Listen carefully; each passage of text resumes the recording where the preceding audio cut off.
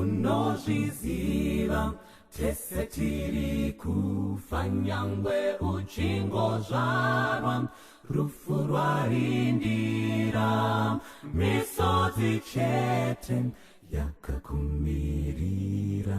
pasi rakashata pasi rakatukwa vanochera makuva vari kuchera dzimwe nguva nderako dzimwe nguva nderangu asi kana riri rako wagadzirira here kuti kana uchirara urare munashe kasi kanyi tenzi ndatambudzwa nemabasa erino pasi chiuyai tenzi munditore ndiwe wenyu nekusingaperi munozviziva Jesu anouya nyangwe uchingotadza usingapinduki misodzi chete yakakurindira hauna upenyu uchazoparadzwa iwo mafaro enyika anokura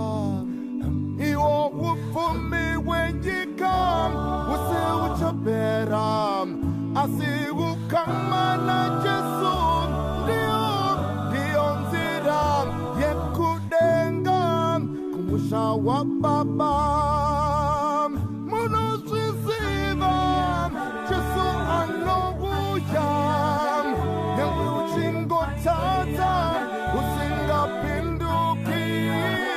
misodzi chete yakakurindira hauna upenyu uchazoparadzwa iwo mafaro enyika anopfuura iwo upfumi hwenyika hwose huchapera asi ukamana Jesu ndiyo nzira yekudenga kumusha wa Baba kasikanyi tenzi nditambudzwa nemabasa chiuyai munditore